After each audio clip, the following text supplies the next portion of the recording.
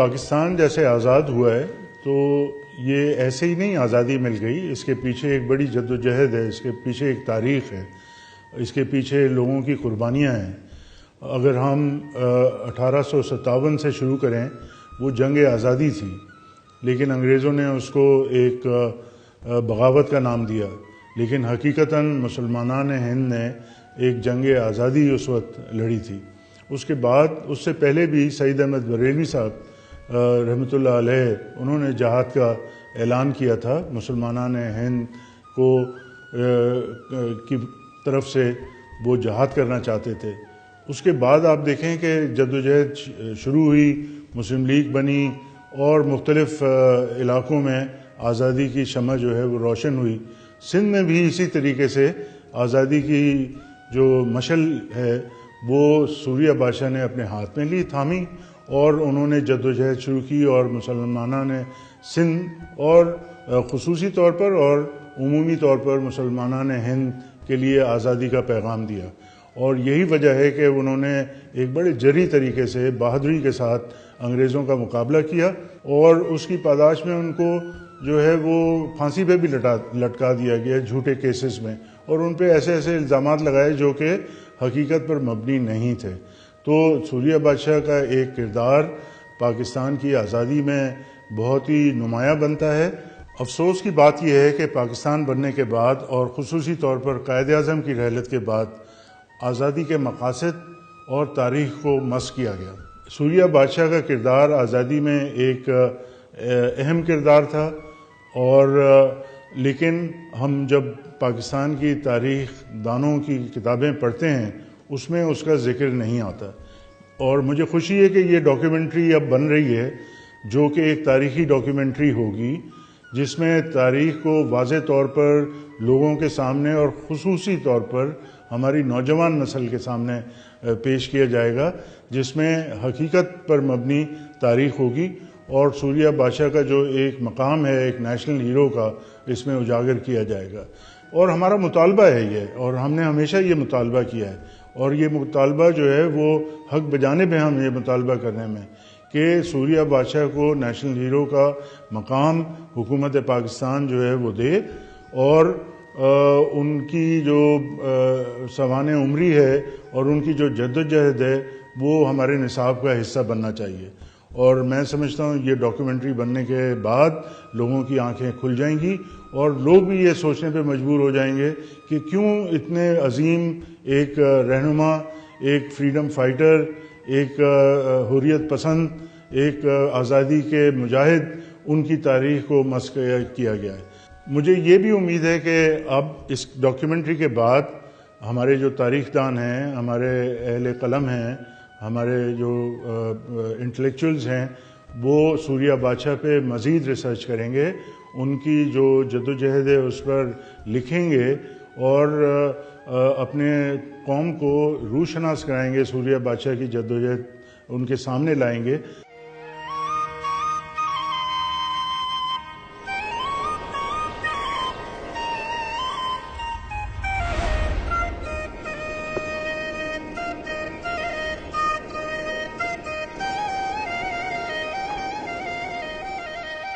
سندھ کی قدیم تاریخ کا امین، یہ ضلع خیرپور کا تاریخی شہر پیر جو گوٹ ہے۔ یہاں قدم قدم پر پیران پگارا کی رشد و ہدایت، ان کی علمی میراث اور تاریخی کارناموں کا فیض آج بھی فضاؤں کو مہکاتا ہے۔ پیر جو گوٹ میں ہر صبح اسلام کی نشاط ثانیہ کی یاد دلاتا ہوا ایک سورج طلوع ہوتا ہے۔ اسی سرزمین سے جنم لیا سندھ کے عظیم سپہ سالار، حر تحریک کے روح رواں اور بر صغیر کی آزادی کے لیے جان کا نذرانہ پیش کر دینے والے پیر صبغت اللہ شاہ راشدی المعروف سوریہ آباد شاہ نے۔ سوریہ آباد شاہ پگارا خانوادے کے چھٹے پیر تھے۔ وہ 6 مارچ 1909 کو پیر جو گوٹ میں پیدا ہوئے۔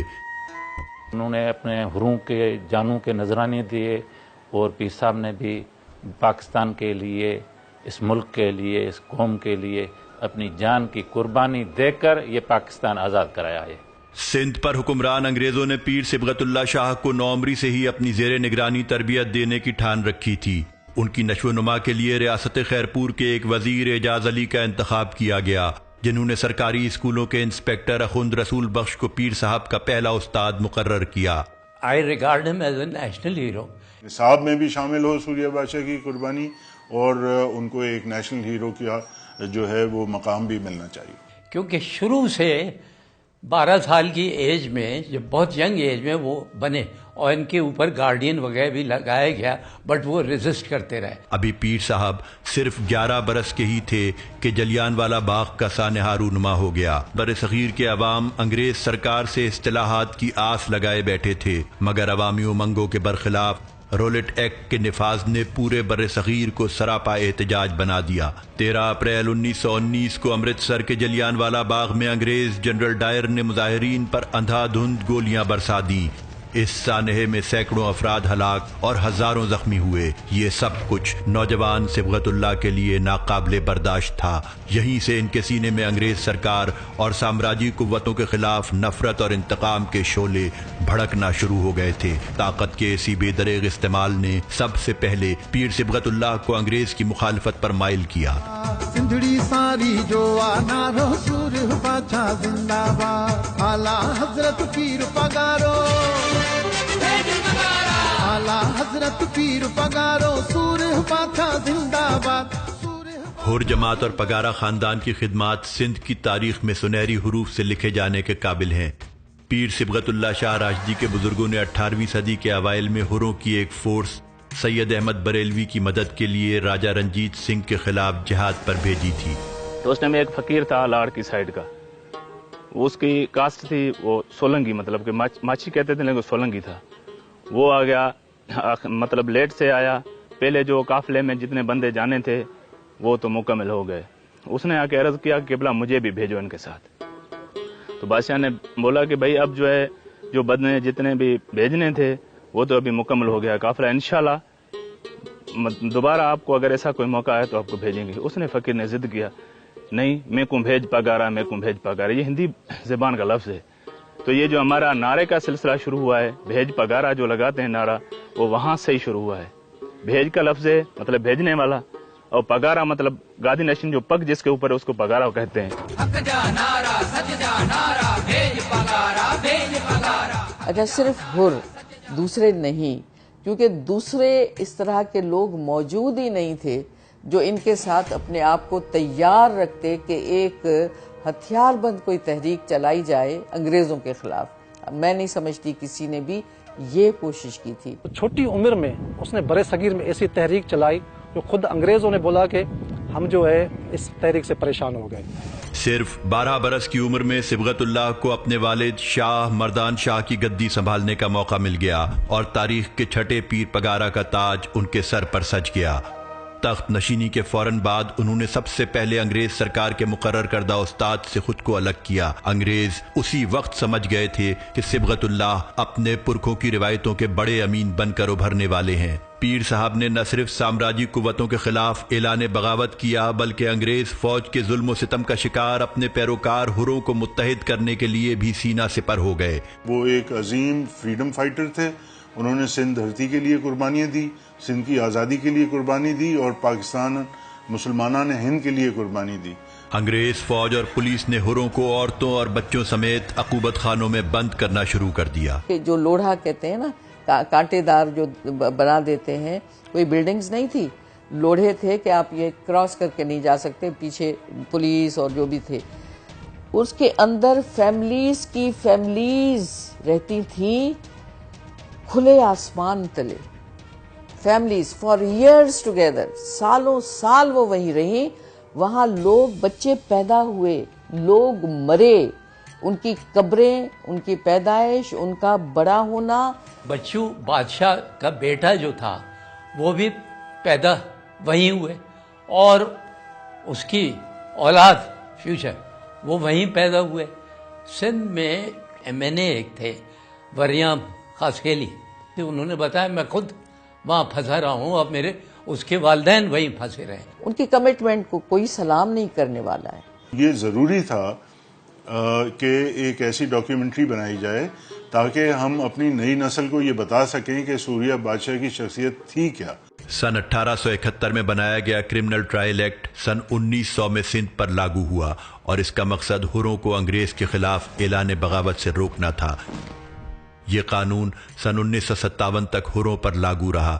ताहम सन 1941 से 1946 तक हुरों के खिलाफ अंग्रेज साम्राज्य ने सन 1942 में सिंध असेंबली से उजलत में पास करवाए गए हुर सेपरेंस एक्ट समेत बेशुमार काले कानून नाफिज करके हुरों के लिए जिंदगी की राहें मसदूद किए रखी। हम जब बरे सगीर में जो तहरीकें चली हैं उस पर जो लिटरेचर देखा है या उस पर जो वीडियोस बनी हैं, डॉक्यूमेंट्रीज बनी हैं, फिल्में बनी हैं, वो काम हुर तहरीक पे नहीं हुआ।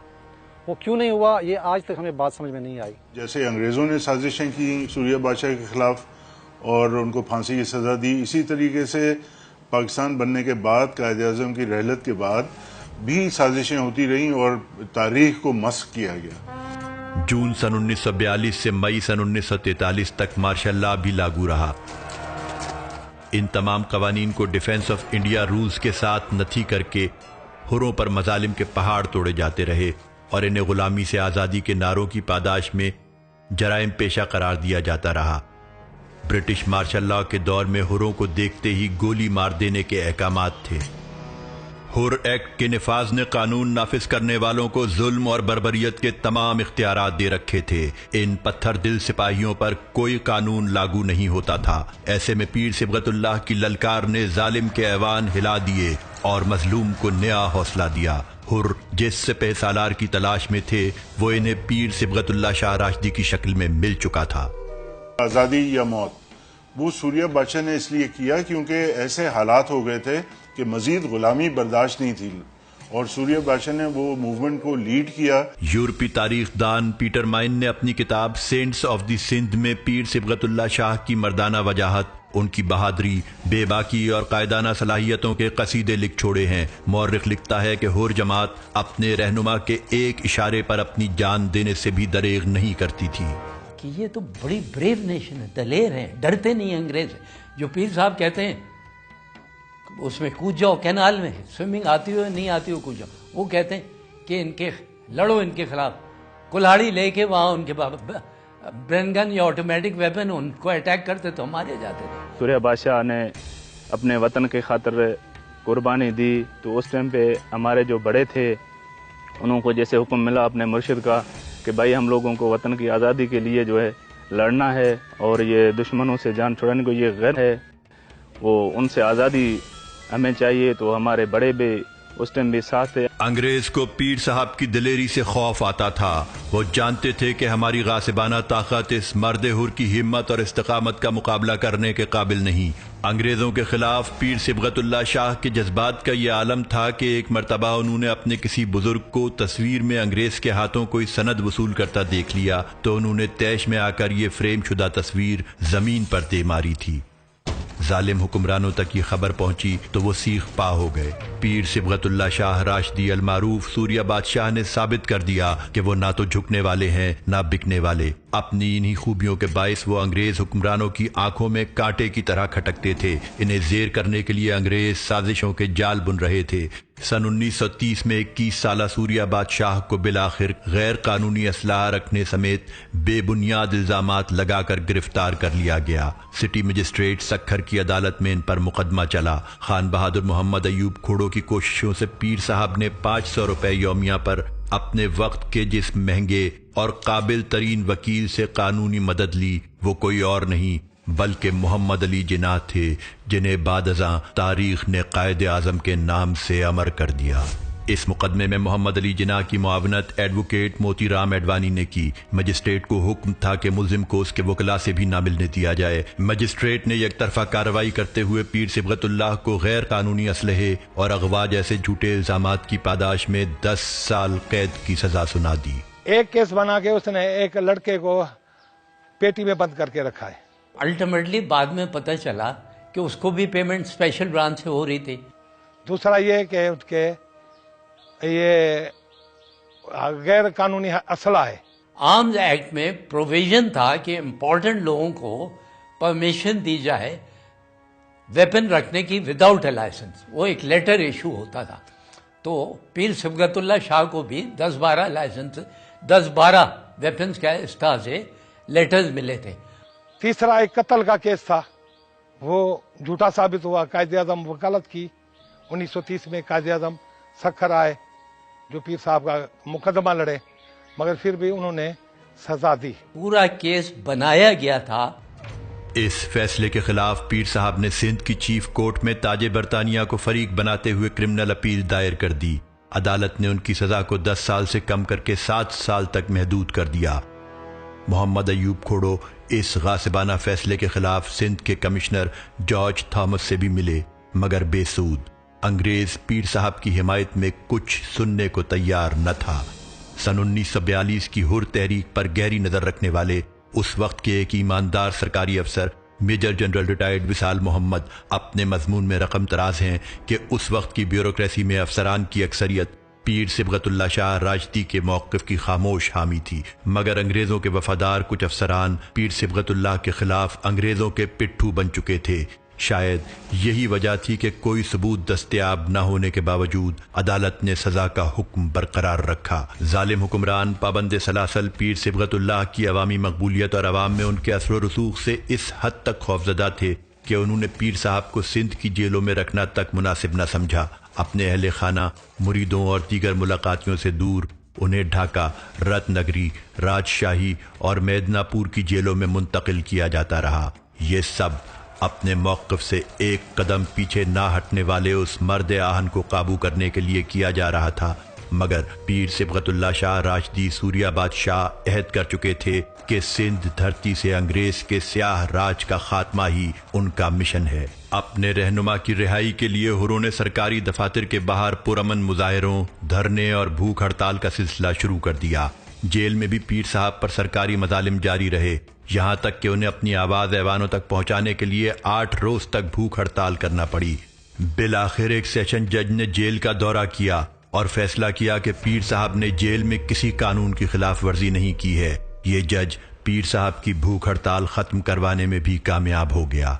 उसने कलेक्टर की जानिब से पीर साहब पर जेल कवानीन की खिलाफ वर्जी के इल्जामात को मज़िका खेज करार दिया और बिलाखिर सजा के 7 साल मुकम्मल करने के बाद सूरिया बादशाह को मेदनापुर जेल से 25 नवंबर सन 1936 को रिहाई नसीब हो सकी। जब वो रत्नागिरी जेल और जेलों में रहा तो वहां पे पीर साहब ने बहुत बड़ी स्टडी की।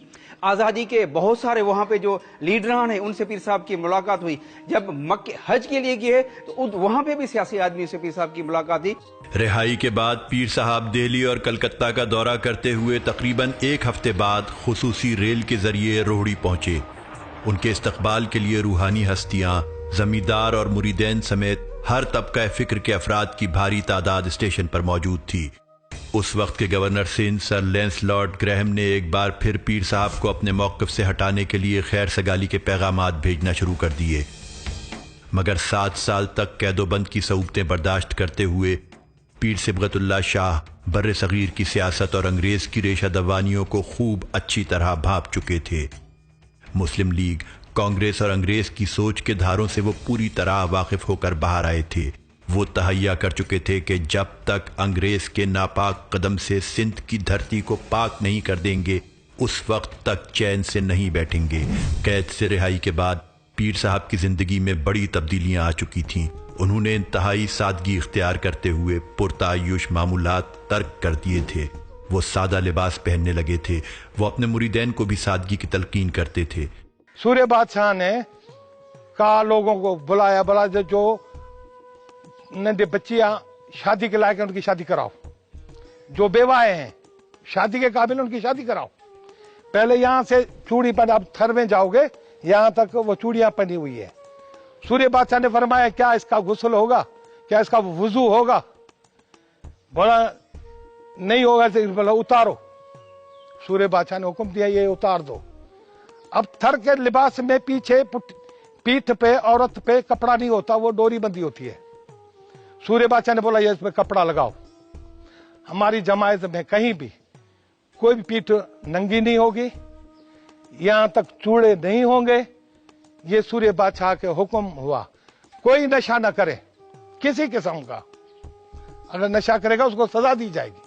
उन्होंने रिहाई के फौरन बाद होने वाले इलेक्शंस में भी हिस्सा नहीं लिया। ان کی دور رس نگاہیں بھاپ چکی تھیں کہ انگریز سرکار کی زیر نگرانی تشکیل پانے والی پارلیمنٹ بے اختیار بلکہ حکم کی غلام ہوگی۔ وقت نے پیر صاحب کے ان خدشات کو بالکل درست ثابت کیا۔ اس دوران پیر صاحب نے مفتی اعظم فلسطین اور عراقی رہنماؤں سمیت مولانا عبید اللہ سندھی اور خان آف قلات نواب اسد اللہ خان سے بھی ملاقاتیں جاری رکھیں تاکہ داخلی اور خارجی دونوں محاذوں پر انگریز سامراج کی ریشہ دوانیوں کا مقابلہ کیا جا سکے۔ انہوں نے سر غلام حسین کی کمزور حکومت کو مجبور کر کے گرفتار حروں کی رہائی اور حر کرمنل ایکٹ کے خاتمے جیسے ریلیف بھی حاصل کیے۔ انہوں نے اپنے انقلابی نظریات کے پرچار کی خاطر ایک اخبار بھی نکالا جس کا نام پیر جو گوٹ گزٹ تھا۔ سن 1936 میں 7 سالہ قید سے رہائی کے بعد سوریہ بادشاہ نے سانگھڑ کے علاقے میں جس گھر سے آزادی کی شمع روشن کیے رکھی اسے گڑنگ بنگلے کے نام سے جانا جاتا ہے۔ یہیں سے انہوں نے حروں کو متحد رکھنے اور ان میں جذبہ جہاد بیدار رکھنے کا سلسلہ آگے بڑھایا۔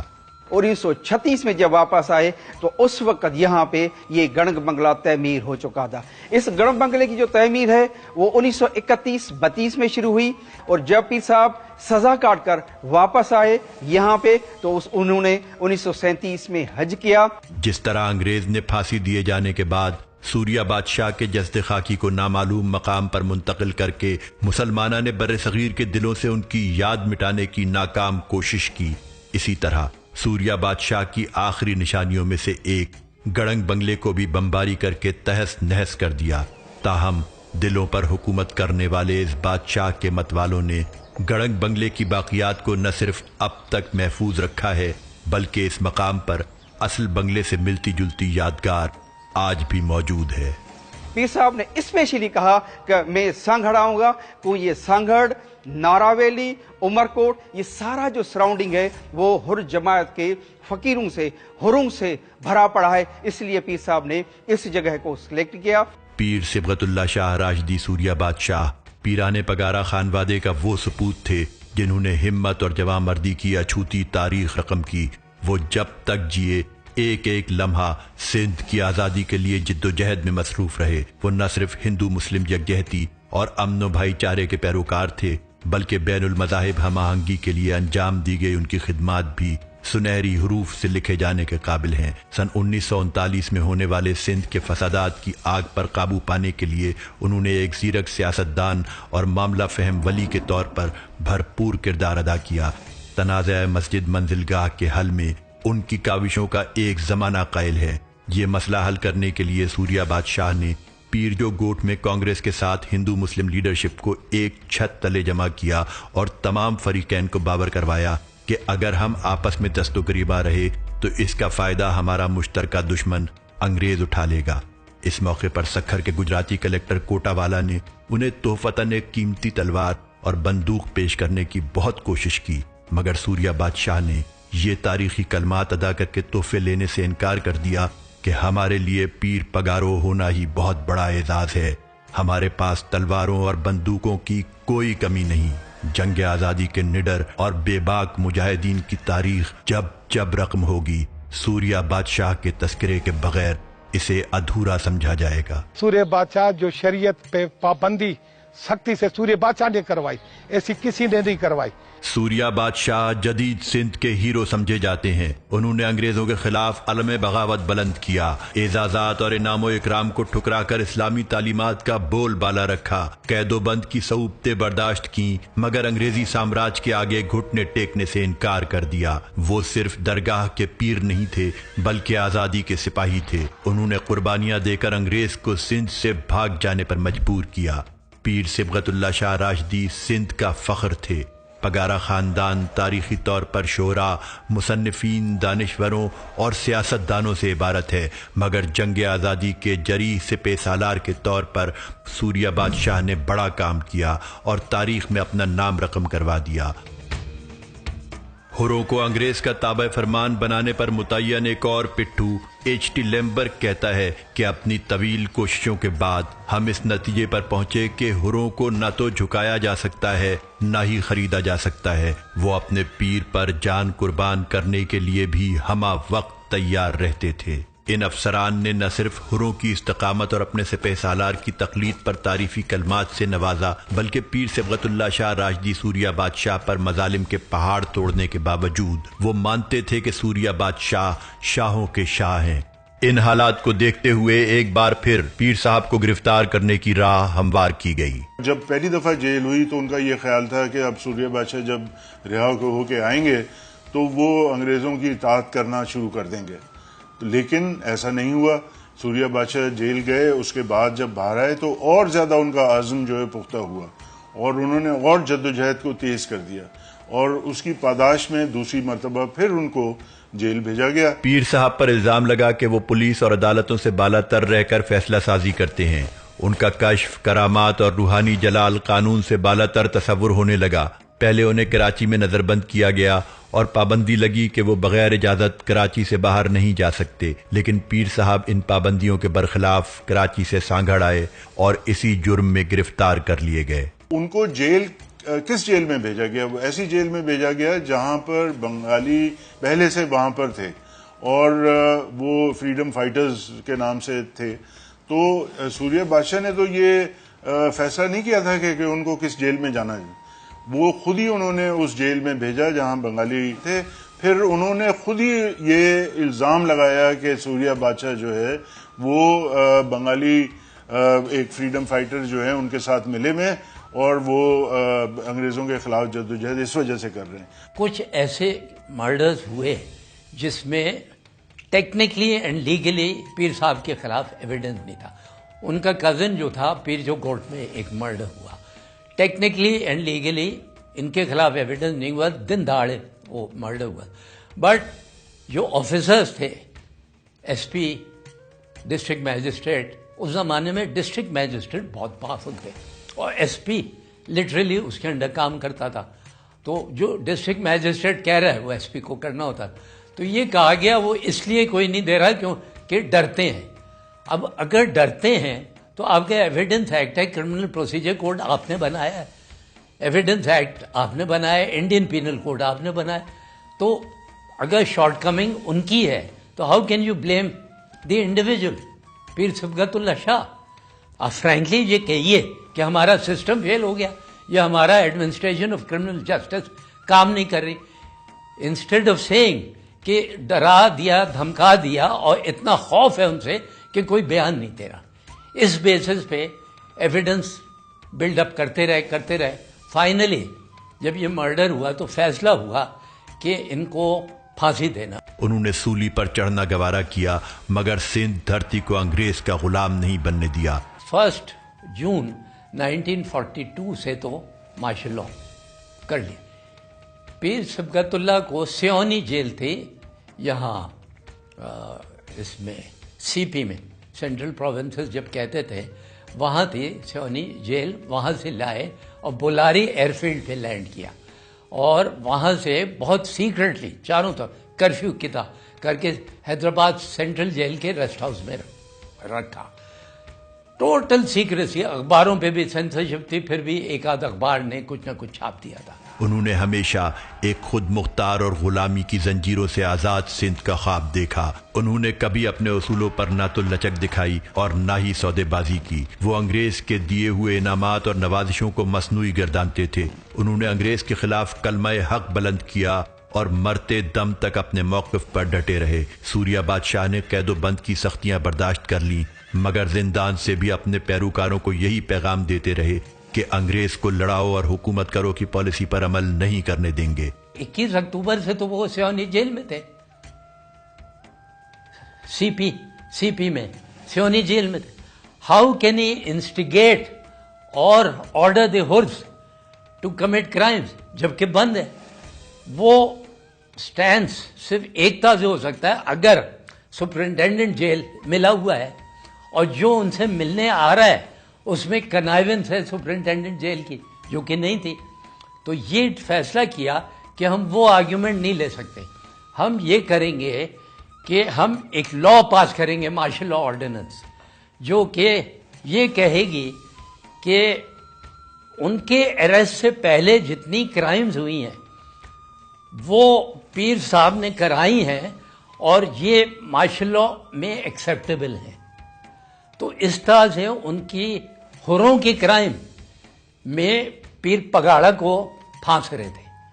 اور کیونکہ کچھ مرڈرز تھے، بہت سارے حروں نے نہیں کیے تھے، کچھ آؤٹ آف شیئر کمپلشن، جب کوئی اٹیک کر رہا ہے تو انہوں نے ڈیفینس میں کر دیا. بہت ایسے تھے. تو out of share compulsion plus police کی ہیرسمنٹ اتنی زیادہ تھی، ریزسٹ کرتے تھے. آؤٹ آف شیئر ہیرسمنٹ انہوں نے کرائمس کچھ کی ہوں گی. تو یہ سب جتنا بھی برڈن آف پروف تھا وہ انہوں نے ڈال دیا پیر صاحب کو through that ordinance, back dating of an ordinance. وہ انگریز کی ناکامی کو وقوع پذیر ہوتا دیکھ چکے تھے. ان کی شیر دلی ان کے پیروکاروں کے لیے ہر صبح ایک نئی ہمت اور نئے ولولے کا باعث بنتی تھی. وہ جو بھی بات کرتے تھے دین کے لیے تھے. 5 وقت نماز، اللہ کا ذکر اور پڑوس کا اڑوس کا خیال، قانون کا احترام، ایسی باتیں کرتے تھے. سوریا بادشاہ نے جہد مسلسل اور سرفروشی کی اعلیٰ ترین داستان رقم کی ہے. مارشل لا کورٹ میں لمبی لمبی لسٹیں بنائی گئی کہ یہ ڈیفینس کے ایڈوکیٹس ہیں جو پیر صاحب کے فیور بیان دیں گے، ان کو پریشرائز کیا گیا. اگین میں کہوں گا ڈاکٹر حمیدہ کھڑو کی کتاب میں لکھا ہے کہ میرے والد کو ایوب کھڑو کو بلایا گیا اور ڈاؤ نے کہا کہ تم بیان نہیں دو گے ورنہ میں دیکھ لوں گا. انہوں نے کیا کہا یہ مجھے اندازہ نہیں ہے، بٹ انہوں نے جا کے بیان دیا. انہوں نے کوشش بھی کی، قائد اعظم کو میسیجز بھیجوائے کہ ڈیفینس کے لیے. وہ مرد حر آزادی کے عظیم سپہ سالار تھے. جتنے بینک اکاؤنٹس تھے پیر صاحب کے وہ سب فریز کر دی، اور جتنے لوگوں کو اریسٹ کیا تھا ان سے قریدا کہ ان کا ٹریجر کہاں ہے، گولڈ کہاں ہے، سلور کہاں ہے اور چیزیں کہاں ہیں، وہ سب نکلوا لیا، ضبط کر لیا. پھر ان کا جو پیجو گوت میں پیلس ہے اور وہ سب ان کو بمبارڈ کر دیا. میجر بوریل تھے جنہوں نے ڈائنامائٹس پلان کی. بڑا ویل آرگنائز آپریشن تھا under a kernel and brigadier. جو گڑھن بنگلہ تھا وہ بلاسٹ کیا. اس کا بیک گراؤنڈ اور ریزننگ یہ تھی انگریز کی کہ ہم اتنا ڈرا دیں ان کو کہ وہ جو ہم چاہتے ہیں بیان دے دیں، اور پیر صبغت اللہ کو اندازہ ہو جائے کہ ہم یہ بھی کر سکتے ہیں. سن 1936 سے 1943 تک سوریا بادشاہ کی 7 سالہ جدوجہد میں یہ دوسری گرفتاری تھی جو انہیں جیل سے تختہ دار تک لے جانے کا باعث بن رہی تھی. ڈیفینس کے وٹنسز کو ٹیررائز کر دیا تھا، ڈرا دیا تھا. 3-4 ایسے ڈیفینسز تھے، ڈیفینس کے وہ تھے ان کے وٹنسز جو ان فیور میں بیان دیتے، کورٹ میں جا کے ان کے خلاف دے دیا. اچھا کورٹ میں 100% سیکریسی. اگر کوئی کہتا ہے کہ میں موجود تھا، گورے کے علاوہ اور کوئی موجود نہیں تھا کورٹ میں. Even Edward Harland Holt district magistrate Sukkur نے کوشش کی کہ وہ بھی کورٹ میں اٹینڈ کیا دیکھنے کے لیے. پہلے کہا گیا ہاں آ سکتا ہے، 2 دن کے بعد کہہ دیا نو کوئی نہیں آ سکتا. پیر صبغت اللہ شاہ راشدی سوریا بادشاہ کو قتل کے جھوٹے الزام میں گرفتار کرنے کے بعد انگریز حکمران انہیں اپنے قانونی دفاع کی اجازت بھی نہیں دے رہے تھے اور طرح طرح کے روڑے اٹکائے جا رہے تھے. یہ کہا گیا ان کی ہپنوٹک آئیز ہیں اور لوگ ڈریں گے، تو بیچ میں ایک پارٹیشن رکھا گیا. پارٹیشن کے اس پار وہ جو ایکیوز کر رہے ہیں، ایلیگیشن کر رہا ہے، پروزیکیوشن وٹنس، اور اس طرف پیر صاحب ہیں. تو یہ تو it is a total violation of procedure. Witness برقع پہن کے آ رہا ہے. یہ سندھی رائٹرز نے بھی لکھا ہے اور کچھ انگریز رائٹرز ہیں انہوں نے بھی لکھا ہے. کم از کم برٹش ڈاکیومنٹس کے مطابق 200 سے 250 حروں کو ہینگ کیا گیا اور پتہ نہیں کتنے ہزاروں کو مار دیے گئے انکاؤنٹرز میں. اچھا اب جب ٹرائل ہو رہی ہے تو ایکیوز کے لیے ایک ایڈوکیٹ ہونا ضروری ہے. ان کو جو ایڈوکیٹ ملا اس کا نام تھا دیالمل لالوانی. یہ نوشر و فیروز کا حالانی کا تھا اور بہت ہی اچھا کمپیٹنٹ لائر تھا. شروع میں پیر صاحب نے ہیزیٹیٹ کیا کیونکہ انہوں نے سوچا کہ یہ انگریز دے رہا ہے، مجھے پتہ نہیں کیا ارادہ ہے. بٹ جب 2-3 دفعہ ڈسکشن اس کے ساتھ ہوئی دین پیر صاحب ریئلائز کہ نہیں یہ کمپیٹنٹ آدمی انڈیپینڈنٹ ہے. اس نے بڑا اچھا کیس بلڈ اپ کیا اور پوری ہائی لائٹ کی کہ کیوں ہروں نے ریبیل کیا، ہروں نے کیوں اب گڑھن بنگلوں میں آگ کیوں لگا دی اور ریزلٹ کیوں کیا؟ تو بہت ہی اچھا کیس بلڈ اپ کیا، اور یہ بھی بلڈ اپ کیا کہ ان کے پیسے سیز کر لیے. پیر صاحب لائک آل ادر پگاڑاز اس نے آرگیو کیا he had no option except to resist. 20 مارچ سن 1943 کو صرف 32 سال کی عمر میں سوریہ بادشاہ کو حیدرآباد کی جیل میں تختہ دار پر لٹکا دیا گیا. اب دیکھو پیر صاحب کی جو ایج تھی وہ 32 سال کی عمر میں اس کو سزائے موت ہو گئی. 32 سال کی عمر میں تاریخ میں جو لوگ دیکھتے ہیں، سکندر اعظم ایسا آدمی تھا جس نے 32 سال کی عمر میں وفات پائی، لیکن ساری دنیا پہ اس نے جو ہے حکمرانی کی. حضرت عیسیٰ علیہ السلام بہت بڑے پیغمبر تھے، ہم اس کی مثال تو پیر صاحب کا ساتھ نہیں دے سکتے، لیکن اس کی بھی ایج دیکھو 32 سال کی عمر تھی، وہ انقلاب لائے تھے. لیکن پیر صاحب 1921 میں اس کو پگ پہ بیٹھے تھے، 1943 میں سزائے موت ہو گئی. بظاہر انگریز حکمران انہیں پھانسی دینے میں کامیاب ہو گئے تھے، مگر دراصل انگریز نے بر صغیر پر اپنی حکمرانی کے تابوت میں آخری کیل ٹھوکی تھی. لیمبرک اپنی کتاب میں لکھ رہا ہے کہ جی میں نے کہا کہ اس کے ساتھ میں چیس کھیلتا تھا، اور میں سوچتا اور ہر رات میں ہار جاتا تھا. تو جس رات اس کو یہ بتایا گیا ہے کہ شطرنج کھیل رہے ہیں، اور جب بتایا گیا ہے کہ کل صبح تمہیں پھانسی ملنے والی ہے، تو لیمبرک لکھتا ہے کہ مجھے بڑی اندر سے خوشی ہوئی کہ یہ اتنا گھبرایا ہوا ہوگا کہ آج تو بازی میں مار لوں گا. لیکن وہ آخری بازی بھی صبغت اللہ شاہ جیتتے ہیں. تو بتائیے کہ اس شخص کے جو نروز ہوں گی، 30-31 سال کا ایک نوجوان، اس کے ذہن میں اس کی جو حوصلہ ہوگا وہ کتنا بلند ہوگا، اور کس کے سامنے وہ ہے، اور وہ کس سے لڑ رہا ہے. وہ اپنے خطے کی کسی طاقت سے نہیں لڑ رہا، وہ ایک بیرونی طاقت سے لڑ رہا ہے. سوریہ بادشاہ کی پھانسی اس حقیقت کی غماز ہے کہ انگریز ان کے آہنی حوصلوں کے سامنے گھٹنے ٹیک چکا تھا اور سمجھ گیا تھا کہ سوریہ بادشاہ کی استقامت کو شکست دینا ناممکن ہے. فریڈرک ینگ کی ڈیوٹی لگائی گئی کہ وہ جا کے بتائے پیر صاحب کو. تو 18 مارچ کو 20 مارچ کو پھانسی دی گئی تھی، 18 مارچ کو وہ گیا، اس نے جا کے بتایا کہ آپ کی اپیل کی ریجیکٹ ہو گئی. اب اپیل اگر نہیں کی تو انہوں نے کچھ فیبریکیٹ کر دی. پھانسی سوریہ بادشاہ کو دی جا رہی تھی، اور پھانسی کی اطلاع دینے کے لیے آنے والے انگریز افسر کی ٹانگیں اس لیے کانپ رہی تھیں کہ سوریہ بادشاہ نے اسے اپنے پورے شاہی جلال کے ساتھ بتا دیا تھا کہ میں مروں گا تو پگارا کی طرح مروں گا. جس ڈھب سے کوئی مقتل میں گیا وہ شان سلامت رہتی ہے. یہ جان تو آنی جانی ہے، اس جان کی کوئی بات نہیں. پیر صاحب نے کہا کہ تم گھبراؤ نہیں، مجھے پتا ہے گورنر نے تمہیں بھیجا، یہ ڈر رہے ہیں کہ میں شور شرابہ نہیں کروں. آئی ول ڈائی لائک اے پگاڑا. یہ ہے اس ڈاکیومنٹ میں جو فریڈرک ینگ نے لیٹر لکھ کے بھیجا گورنر ڈاگ. میجر جنرل رولینڈ ریچرڈسن کو بھیجا کاپی ٹو گورنر ڈاگ. یہ دیکھیے پتہ ہے کہ پھانسی ہو رہی. ہاؤ ایور اس نے ریکویسٹ، ایک بڑی چھوٹی سی ریکویسٹ، اس نے کہا میں چاہتا ہوں مجھے دفنائیں پیروں کا جو گریو یارڈ ہے پیر جو کو، وہاں جگہ بہت ہے اور چھوٹی سی ایک گریو چاہیے مجھے. تو گول مول جواب دیا، بہت تیز چالاک تھا فریڈرک ینگ. گول مول جواب دیا، اچھا میں دیکھتا ہوں، میں ان سے بات کرتا ہوں، اور چلے گئے.